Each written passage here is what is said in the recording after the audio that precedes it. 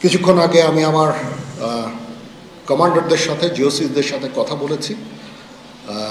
পরিস্থিতি এখন অনেক উন্নতি হচ্ছে, আস্তে আস্তে ধীরে ধীরে আমার ধারণা যে ৩-৪ দিনের মধ্যে পরিস্থিতি স্বাভাবিক পর্যায়ে চলে আসবে। তবে যারা এই সমস্ত অপরাধ করেছে তাদেরকে আমরা ছাড় দিব না, অবশ্যই তাদেরকে তাদের বিরুদ্ধে আইন ব্যবস্থা গ্রহণ করা হবে। আপনারা দেখতে পাচ্ছেন আমার সাথে 2 নেভি চিফ এবং এয়ার চিফ আছেন, আমরা একসাথে কাজ করছি। কিছুক্ষণ আগে আমার প্রফেসর ইউনুসের সাথেও কথা হয়েছে, ওনার সাথে কথা বলে আমার খুব ভালো লাগলো। আমার কাছে মনে হয়েছে উনি অত্যন্ত আগ্রহী এই কাজটা করার জন্য, এবং আমি নিশ্চিত যে উনি আমাদেরকে একটা সুন্দর গণতান্ত্রিক প্রক্রিয়ায় আমাদের নিয়ে যেতে সক্ষম হবেন এবং আমরা এ থেকে উপকৃত হব। আর আমি দেখলাম যে স্টুডেন্ট এবং ভলেন্টিয়ার্সরা অত্যন্ত চমৎকার কাজ করছে। যেহেতু এখন ট্রাফিক পুলিশ ছিল না, তারা ট্রাফিকিংয়ের কাজ করছে, বিভিন্ন রাস্তা পরিষ্কার করা, যে সমস্ত ভ্যান্ডালাইজেশন হয়েছে যে সমস্ত স্থাপনাগুলোতে, ওগুলোকে পরিষ্কার করা। আমরা অত্যন্ত আনন্দিত যে তারা এই ভালো কাজগুলো চালিয়ে যাচ্ছে। আমি তাদেরকে অনুরোধ করব যে এই ভালো কাজগুলো যেন তারা চালিয়ে যায় এবং বিভিন্ন জায়গায় ঢাকার বাইরে যে সমস্ত লুটতরাজ অপরাধ সংগঠিত হচ্ছে ওগুলো প্রতিহত করার জন্য আমি তাদেরকে অনুরোধ করেছিলাম এবং তারা সেই কাজও করছে, এবং আমি নিশ্চিত যে আমরা সবাই মিলে একটা সুন্দর আবার স্বাভাবিক পরিস্থিতিতে আমরা ফেরত চলে আসতে পারব।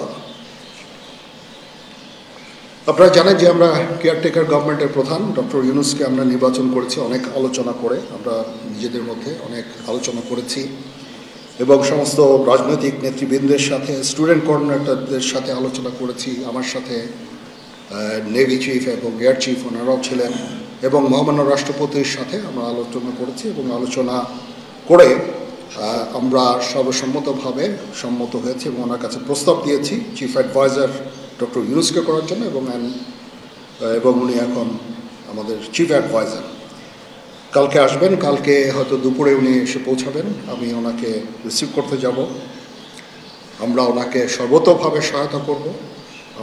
আমি army chief, navy chief, air chief, এবং আমি নিশ্চিত যে উনি এই সমস্ত রাজনৈতিক দল এবং সবার কাছ থেকে সাহায্য সহযোগিতা পাবেন, স্টুডেন্ট ফোরাম, স্টুডেন্টস, এবং আমরা সবাই মিলে ওনাকে সাহায্য করব এবং আমি নিশ্চিত যে তাহলে উনি অত্যন্ত সফলভাবে ওনার এই কাজ সমাধা করতে সক্ষম হবেন। অনেক ধরনের গুজব চলছে, আমি জনগণকে আহ্বান করব এ ধরনের গুজবে যেন কান না দেয়। আমরা একটা চমৎকার পরিবেশে সুন্দরভাবে সবাই মিলে আমরা কাজ করে যাচ্ছি।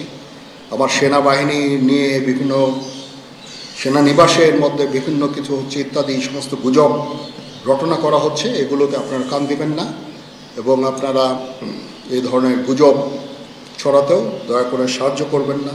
আমি জানি সবাই এটা ইচ্ছা করে করেন না, হয়তো আউট অফ প্যানিক আপনারা এটা করেন। এই জিনিসটা থেকে নিবৃত্ত থাকলে এটা ভালো হবে, এবং আরেকজনকে কোনো নিশ্চিত না হয়ে কাউকে এ ধরনের কোনো খবর সংবাদ আপনারা দেওয়া থেকে বিরত থাকবেন, তাহলে এটা আমাদেরকে সাহায্য করবে।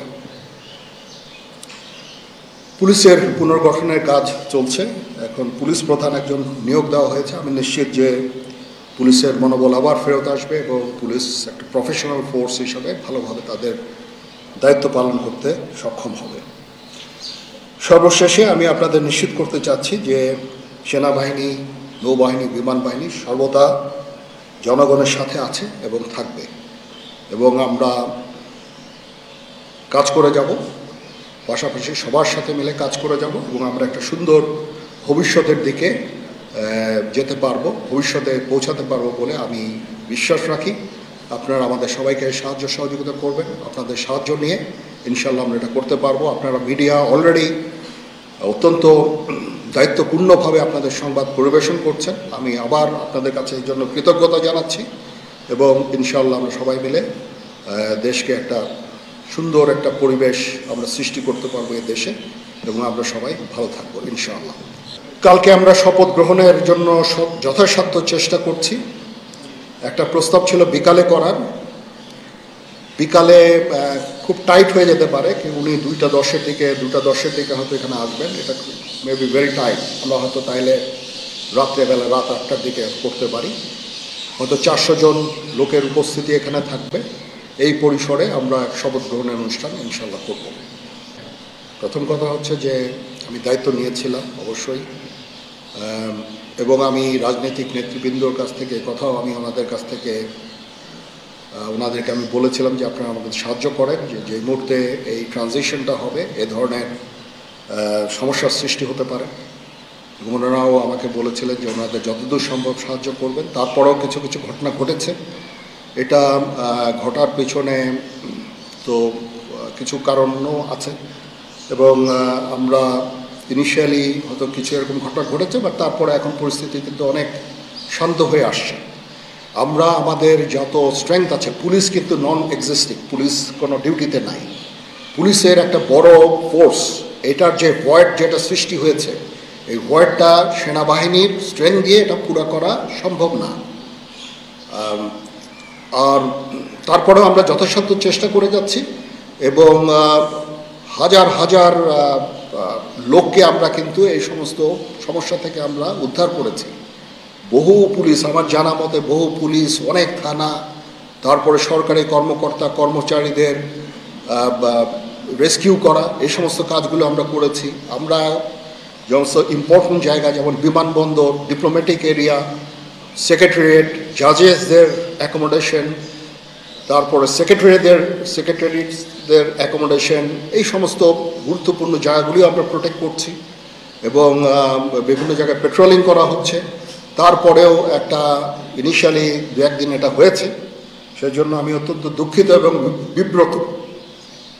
যাই হোক, এটা আমার যে স্ট্রেংথ যা ছিল এটা নেভি এয়ারফোর্সও তারা তাদের মতো করে করেছে। আমরা যথাসাধ্য চেষ্টা করেছি, তারপরও কিছু হয়ে গেছে। এটা আমার জাস্ট সিম্পলি আমাদের এনাফ স্ট্রেংথ ছিল না। বাট আমি নিশ্চিত যখন পুলিশ পুনর্গঠন হয়ে যাবে, তারা যখন আবার কাজে নেমে যাবে, তখন এই ভয়েডটা খুব সহজেই আমরা পূরণ করতে পারবো। পুলিশের একটা বিরাট সংখ্যক ফোর্স, পুলিশ ইজ একটা বড় ফোর্স। তো এই ফোর্স যদি নিষ্ক্রিয় হয়ে যায়, সেটার ভয়েড পূরণ করা সেনাবাহিনী, বিমান বাহিনী, নৌবাহিনী সবার পক্ষে সম্ভব না। আমরা এটার জন্য ডিজাইনও না। যাই হোক, আমি নিশ্চিত যে খুব শীঘ্রই তারা পুনর্গঠিত হবে, এবং এই সমস্ত ভ্যান্ডালিজম এগুলোকে প্রতিহত করতে সমর্থ হবে।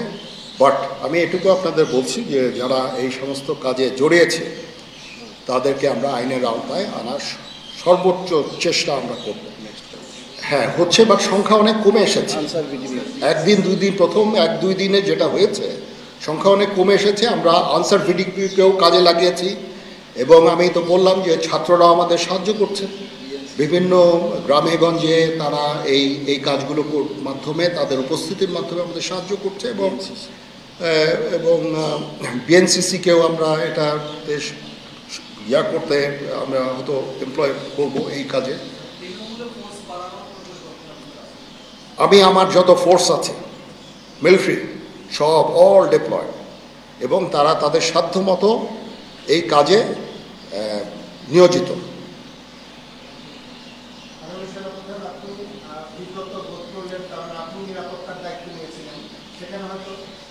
এখন রাজনীতিবিদরা বললেন যে জেনারেল সাহেব আপনি নিরাপত্তার দায়িত্ব নেন, সামবডি হ্যাজ টু টেক ইট।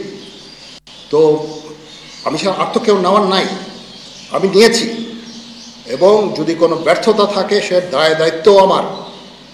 আমি আমার সাধ্যমতো চেষ্টা করেছি, এবং খুব কম সময়ের মধ্যে একটা স্বাভাবিক পরিস্থিতি ফেরত আসছে। বাট আমাদের আরও অনেক কাজ করতে হবে ইনশাল্লাহ। আমাকে একটু সময় দেন, আমরা এই নর্মালসিতে নিয়ে চলে আসবো ইনশাল্লাহ। ওকে, সবাই ভালো থাকেন, সুস্থ থাকেন, আল্লাহ হাফিজ।